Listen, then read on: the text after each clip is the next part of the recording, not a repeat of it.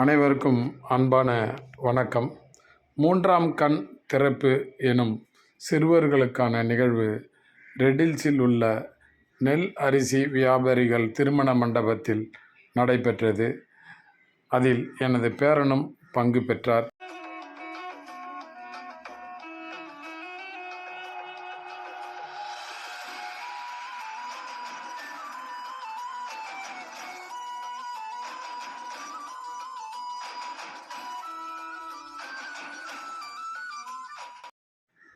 கடந்த 6 மாத காலமாக எனது பேரனும் இந்த கல்வியில் பயின்று வருகிறான்.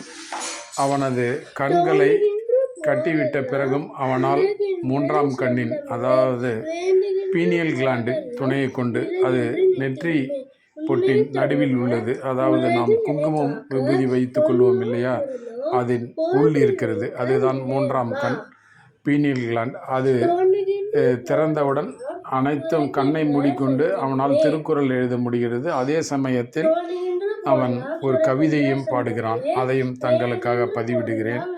இது ஒரு அபூர்வமான செயல். சென்னை முழுவதும் 10-15 வருடங்களாக நடைபெற்று கொண்டிருக்கிறது. நீங்களும் பாருங்கள்.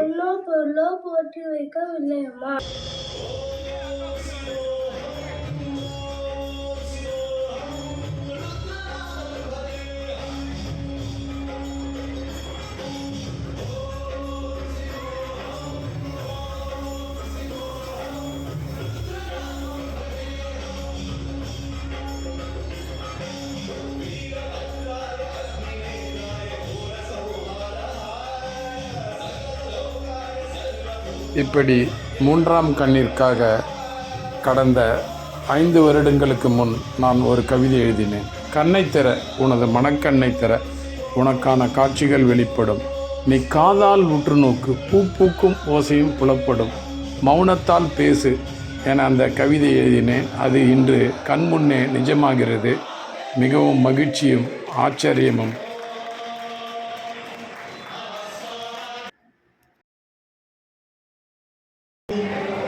இப்படி ஒரு இறைத்தன்மையான நிகழ்வு இருப்பது ஆச்சரியமும் மகிழ்ச்சியும் அளிக்கிறது.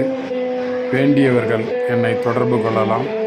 இது வில்லிவாக்கத்தில் கொளத்தூர் பகுதியில் இதற்கான பயிற்சி அளிக்கிறார்கள். மிக்க நன்றி. காண்க, மகிழ்ச்சி அடைக. வணக்கம்.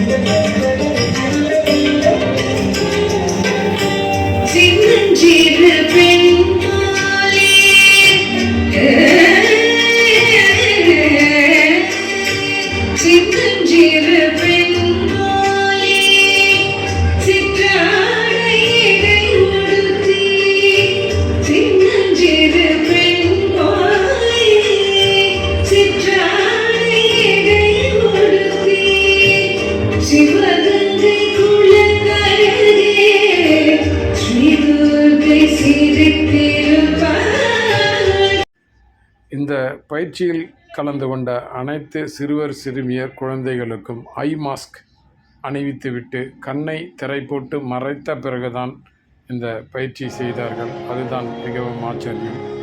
காண்க, மகிழ்க.